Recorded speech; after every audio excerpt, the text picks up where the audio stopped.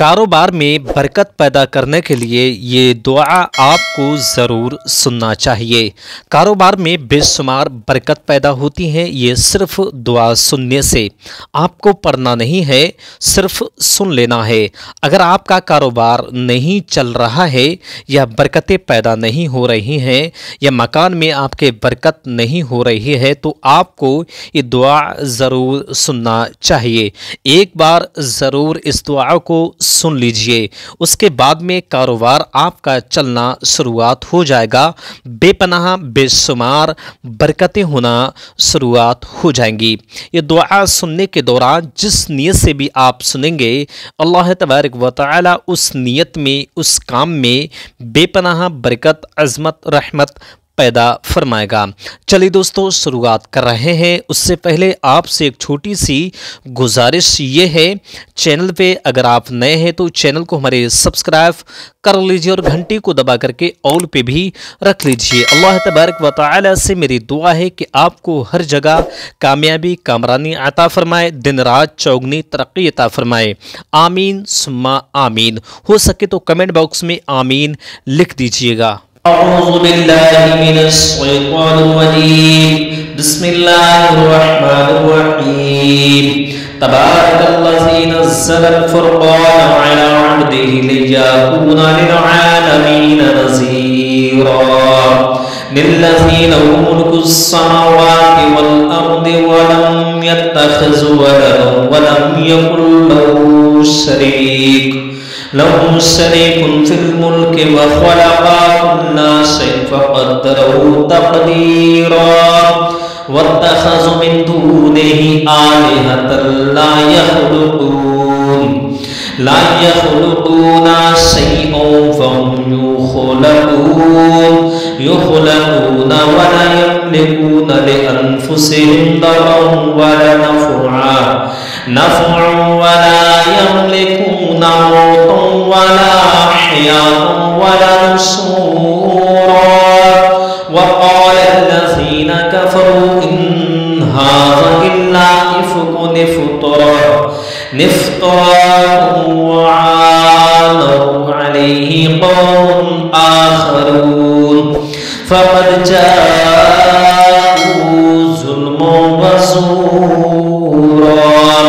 वक़ालू अस्वातीरुल अव्वलीन कुततबह फ़हिया तुम्मा अलैहि बुक्रतन व असीला। क़ुल अन्ज़लहु अल्लज़ी यअलमु स्सिर्रा फ़िस्समावाति वल अर्दि इन्नहु काना गफ़ूरर रहीमा। वक़ालू मा लिहाज़र रसूल यकुलु त्तआमा व यमशी फिल अस्वाक़ लौला उन्ज़िला इलैहि मलकुन फ़यकूना मअहु नज़ीरा। औ युल्क़ा इलैहि कंज़ुन औ तकूनु लहु जन्नतुन यकुलु मिन्हा। वक़ाल ज़ालिमून इन तत्तबिऊन इल्ला रजूलन मस्हूरा। उन्ज़ुर कैफ़ ضربوا لك الأمثال فضلوا فلا يستطيعون سبيلا। تبارك الذي إن شاء جعل لك خيرا من ذلك جنات تجري من تحتها الأنهار ويجعل لك قصورا بل كذبوا بالساعة وأعتدنا لمن كذب بالساعة سعيرا.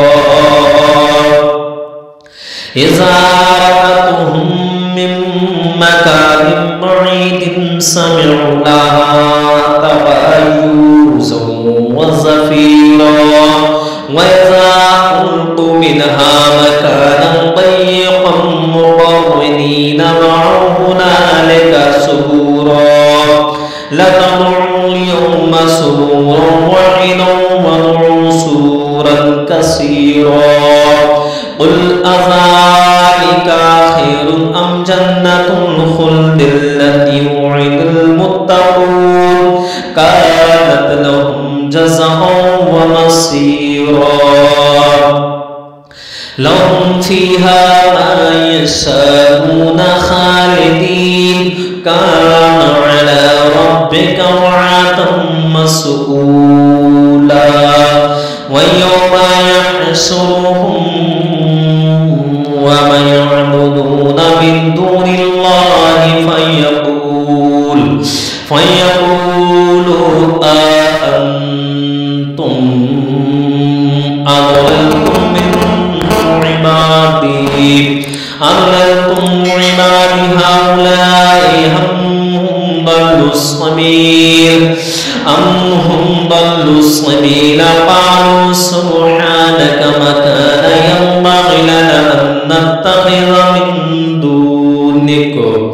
من دونك من أولياء ولكن متعناهم وآباهم حتى نسوا الذكر وكانوا قوما بورا فقد كذبوكم بما تقولون فما تستطيعون صرفا ولا نصرا ومن يظلم منكم نذقه عذابا كبيرا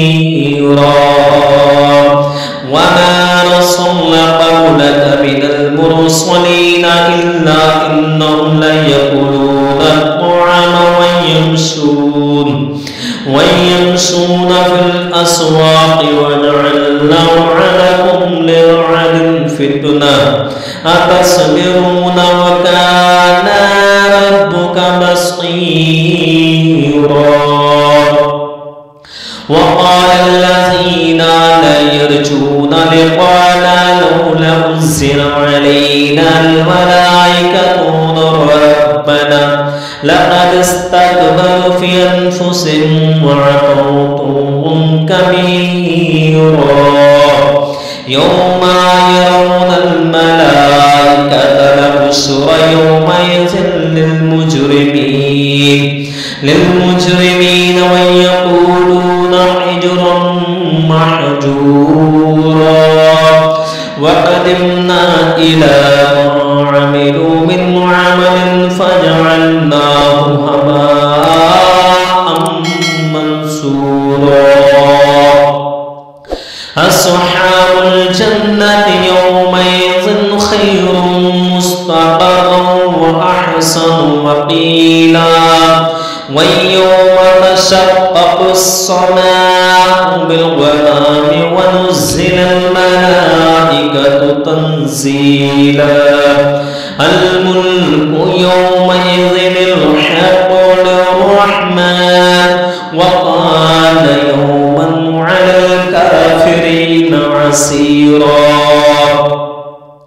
ويوم يعض الظالم على يديه يقول يا ليتني اتخذت مع الرسول سبيلا يا ويلتى ليتني لم اتخذ فلانا خليلا لقد أضلني عن الذكر بعد إذ جاءني وكان الشيطان للإنسان خذولا وقال الرسول يا رب إن قوم اتخذوا هذا القرآن مهجورا وكذلك جعلنا لكل نبي عدوا من المجرمين وكفى بربك هاديا ونصيرا وقال الذين كفروا لولا نزل عليه القرآن جملة واحدة كذلك لنثبت به فؤادك ورتلناه ترتيلا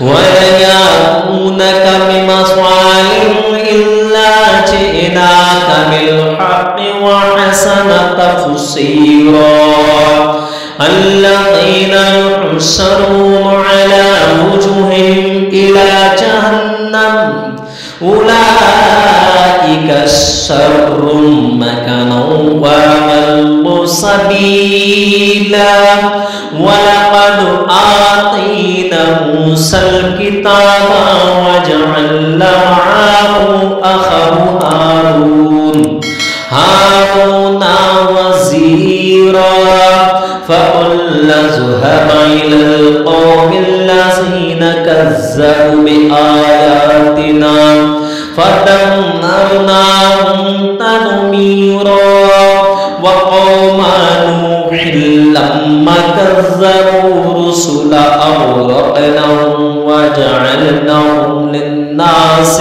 آية وأعتدنا للظالمين عذابا أليما